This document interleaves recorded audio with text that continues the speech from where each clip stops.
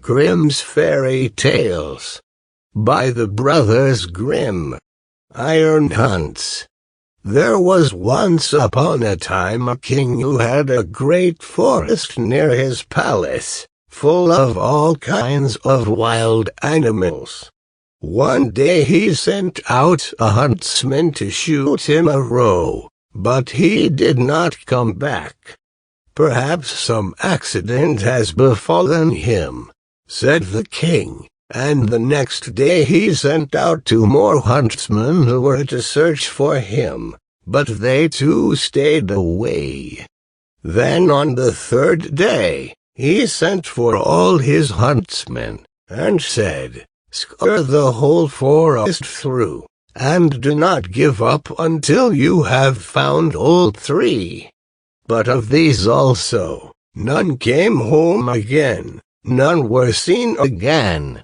From that time forth, no one would any longer venture into the forest, and it lay there in deep stillness and solitude, and nothing was seen of it, but sometimes an eagle or a hawk flying over it.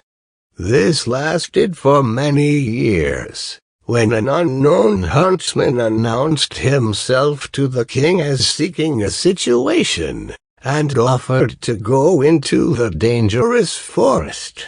The king, however, would not give his consent, and said, "It is not safe in there. I fear it would fare with you no better than with the others, and you would never come out again." The huntsman replied, "Lord, I will venture it at my own risk. Of fear I know nothing." The huntsman therefore betook himself with his dog to the forest. It was not long before the dog fell in with some game on the way, and wanted to pursue it. But hardly had the dog run 2 steps when it stood before a deep pool, could go no farther, and a naked arm stretched itself out of the water, seized it, and drew it under. When the huntsman saw that, he went back and fetched 3 men to come with buckets and bail out the water. When they could see to the bottom, there lay a wild man, whose body was brown like rusty iron, and whose hair hung over his face down to his knees. They bound him with cords, and led him away to the castle. There was great astonishment over the wild man. The king, however, had him put in an iron cage in his courtyard, and forbade the door to be opened on pain of death, and the queen herself was to take the key into her keeping. And from this time forth everyone could again go into the forest with safety. The king had a son of 8 years, who was once playing in the courtyard, and while he was playing, his golden ball fell into the cage. The boy ran thither and said, "Give me my ball out." "Not till you have opened the door for me," answered the man. "No," said the boy, "I will not do that. The king has forbidden it," and ran away. The next day he again went and asked for his ball. The wild man said, "Open my door," but the boy would not. On the 3rd day the king had ridden out hunting, and the boy went once more and said, "I cannot open the door even if I wished, for I have not the key." Then the wild man said, "It lies under your mother's pillow, you can get it there." The boy, who wanted to have his ball back, cast all thought to the winds, and brought the key. The door opened with difficulty, and the boy pinched his fingers. When it was open, the wild man stepped out, gave him the golden ball, and hurried away. The boy had become afraid. He called and cried after him, "Oh, wild man, do not go away, or I shall be beaten."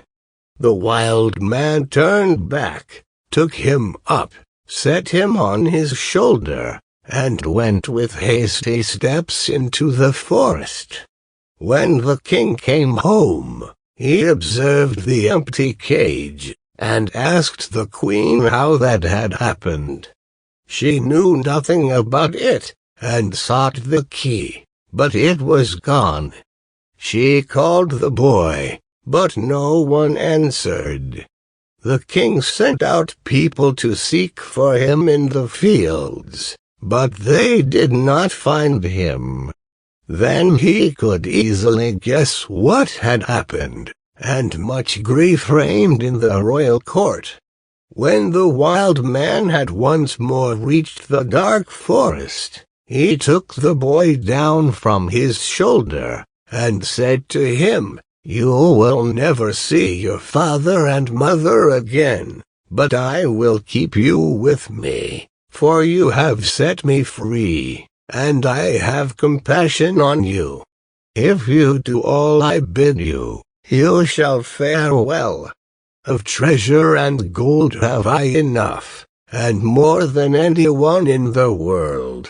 He made a bed of moss for the boy on which he slept, and the next morning the man took him to a well, and said, "Behold, the gold well is as bright and clear as crystal. You shall sit beside it, and take care that nothing falls into it, or it will be polluted. I will come every evening to see if you have obeyed my order." The boy placed himself by the brink of the well, and often saw a golden fish or a golden snake show itself therein, and took care that nothing fell in. As he was thus sitting, his finger hurt him so violently that he involuntarily put it in the water. He drew it quickly out again, but saw that it was quite gilded, and whatsoever pains he took to wash the gold off again, all was to no purpose. In the evening Iron Hans came back, looked at the boy, and said, "What has happened to the well?" "Nothing, nothing," he answered, and held his finger behind his back, that the man might not see it. But he said, "You have dipped your finger into the water. This time it may pass, but take care you do not again let anything go in." By daybreak the boy was already sitting by the well and watching it. His finger hurt him again, and he passed it over his head, and then unhappily a hair fell down into the well. He took it quickly out, but it was already quite gilded. Iron Hans came, and already knew what had happened. "You have let a hair fall into the well," said he. "I will allow you to watch by it once more, but if this happens for the third time, then the well is polluted and you can no longer remain with me." On the third day, the boy sat by the well, and did not stir his finger, however much it hurt him. But the time was long to him, and he looked at the reflection of his face on the surface of the water. And as he still bent down more and more while he was doing so, and trying to look straight into the eyes, his long hair fell down from his shoulders into the water. He raised himself up quickly, but the whole of the hair of his head was already golden and shone like the sun. You can imagine how terrified the poor boy was. he took his pocket handkerchief and tied it round his head, in order that the man might not see it. When he came, he already knew everything, and said, "Take the handkerchief off." Then the golden hair streamed forth, and let the boy excuse himself as he might, it was of no use. You have not stood the trial, and can stay here no longer. Go forth into the world, there you will learn what poverty is. But as you have not a bad heart, and as I mean well by you, there is one thing I will grant you. If you fall into any difficulty, come to the forest and cry, "Iron Hans," and then I will come and help you. My power is great, greater than you think, and I have gold and silver in abundance. Then the king's son left the forest, and walked by beaten and unbeaten paths ever onwards until at length he reached a great city. There he looked for work, but could find none, and he learned nothing by which he could help himself. At length he went to the palace, and asked if they would take him in. The people about court did not at all know what use they could make of him, but they liked him, and told him to stay. At length the cook took him into his service, and said he might carry wood and water, and rake the cinders together. Once when it so happened that no one else was at hand, the cook ordered him to carry the food to the royal table, but as he did not like to let his golden hair be seen, he kept his little cap on. Such a thing as that had never yet come under the king's notice, and he said, "When you come to the royal table you must take your hat off." He answered, "Ah, Lord, I cannot. I have a bad sore place on my head." Then the king had the cook called before him and scolded him, and asked how he could take such a boy as that into his service, and that he was to send him away at once. The cook, however, had pity on him, and exchanged him for the gardener's boy. And now the boy had to plant and water the garden, hoe and dig, and bear the wind and bad weather. Once in summer when he was working alone in the garden, the day was so warm he took his little cap off that the air might cool him. As the sun shone on his hair it glittered and flashed so that the rays fell into the bedroom of the king's daughter, and up she sprang to see what that could be. Then she saw the boy, and cried to him, "Boy, bring me a wreath of flowers." He put his cap on with all haste, and gathered wild field flowers and bound them together. When he was ascending the stairs with them, the gardener met him, and said, "How can you take the king's daughter a garland of such common flowers? Go quickly, and get another, and seek out the prettiest and rarest." "Oh, no," replied the boy, "the wild ones have more scent, and will please her better." When he got into the room, the king's daughter said, "Take your cap off, it is not seemly to keep it on in my presence." He again said, "I may not, I have a sore head." She, however, caught at his cap and pulled it off, and then his golden hair rolled down on his shoulders, and it was splendid to behold.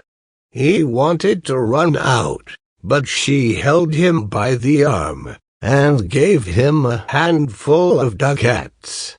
With these he departed, but he cared nothing for the gold pieces. He took them to the gardener, and said, "I present them to your children. They can play with them." The following day the king's daughter again called to him that he was to bring her a wreath of field flowers, and then he went in with it. She instantly snatched at his cap, and wanted to take it away from him, but he held it fast with both hands. She again gave him a handful of ducats, but he would not keep them, and gave them to the gardener for playthings for his children. On the third day things went just the same. She could not get his cap away from him, and he would not have her money. Not long afterwards, the country was overrun by war. The king gathered together his people, and did not know whether or not he could offer any opposition to the enemy, who was superior in strength, and had a mighty army.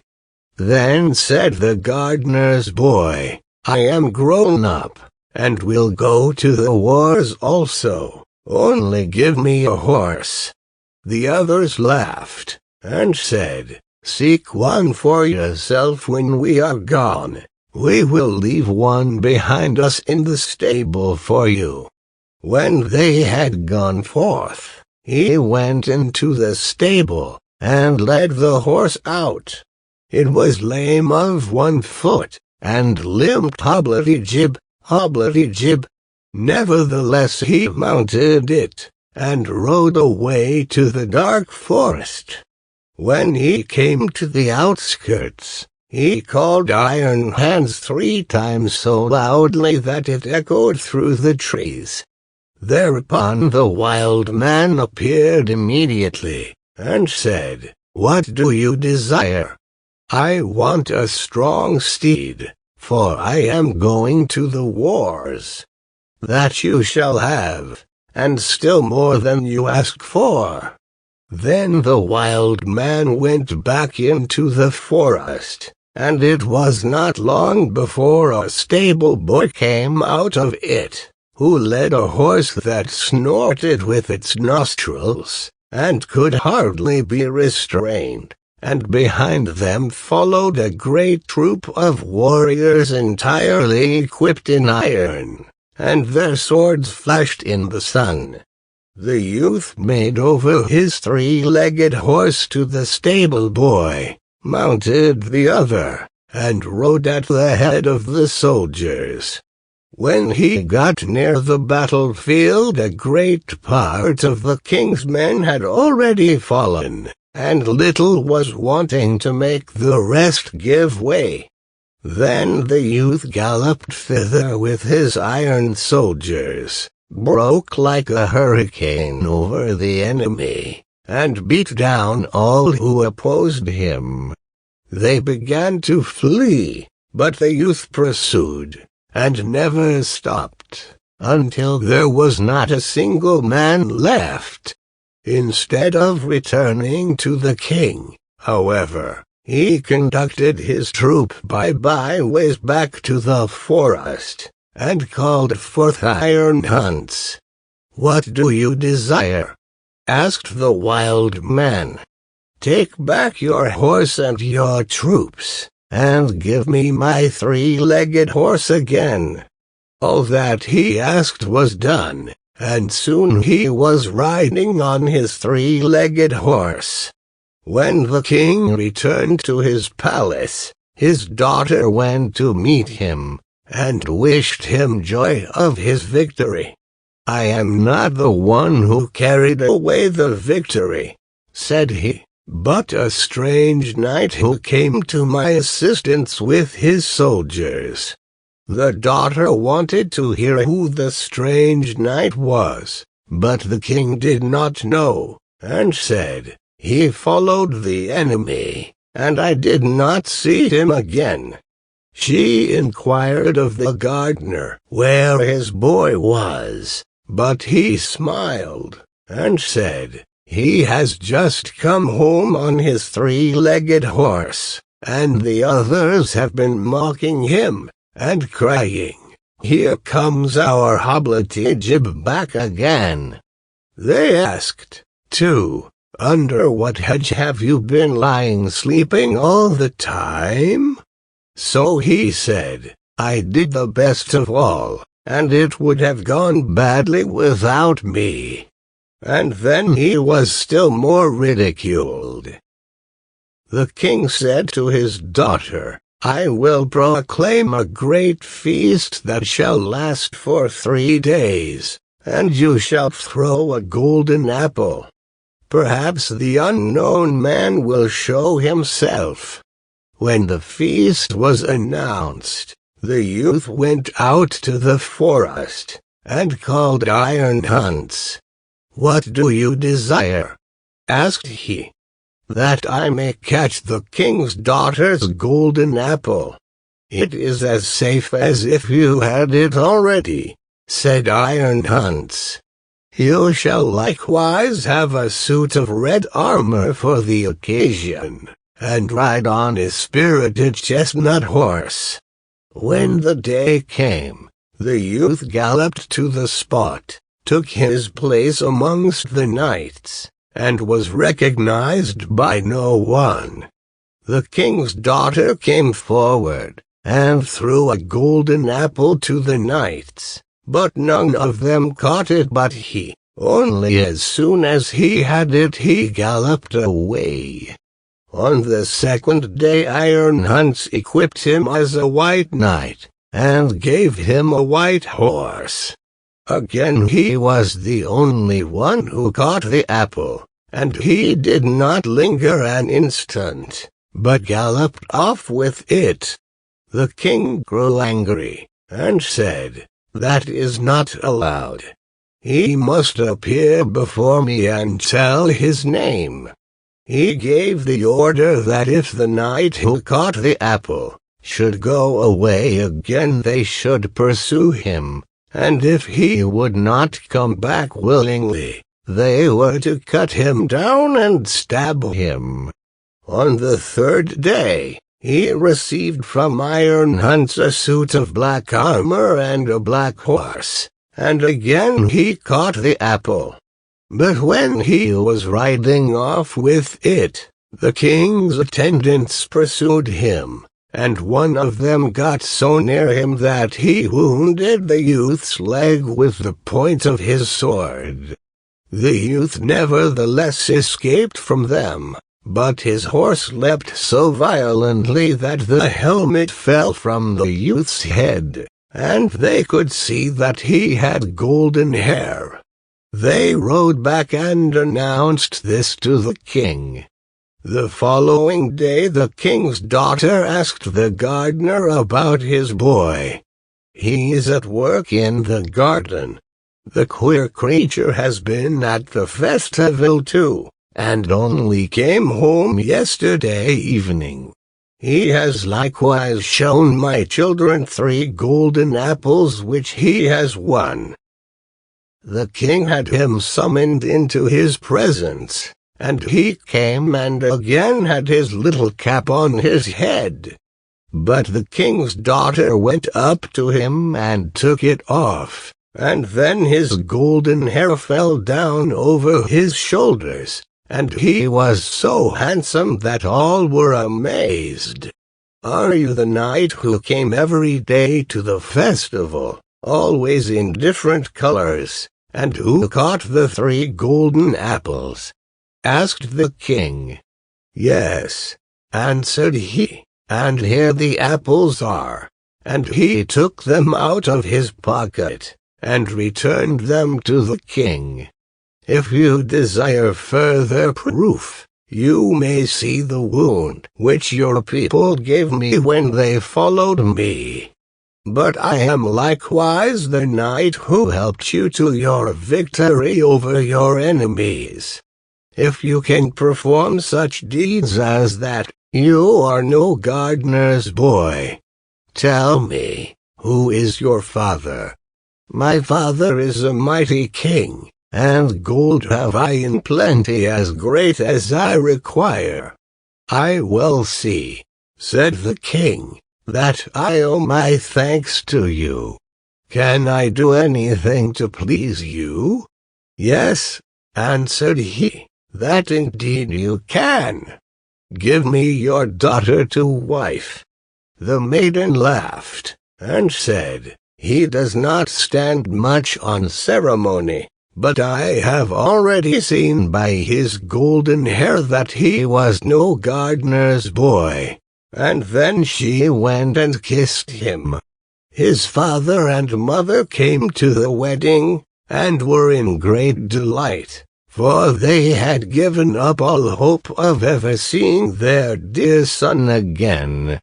And as they were sitting at the marriage feast, the music suddenly stopped, the doors opened, and a stately king came in with a great retinue. He went up to the youth, embraced him and said, I am Iron Hans, and was by enchantment a wild man, but you have set me free. All the treasures which I possess shall be your property.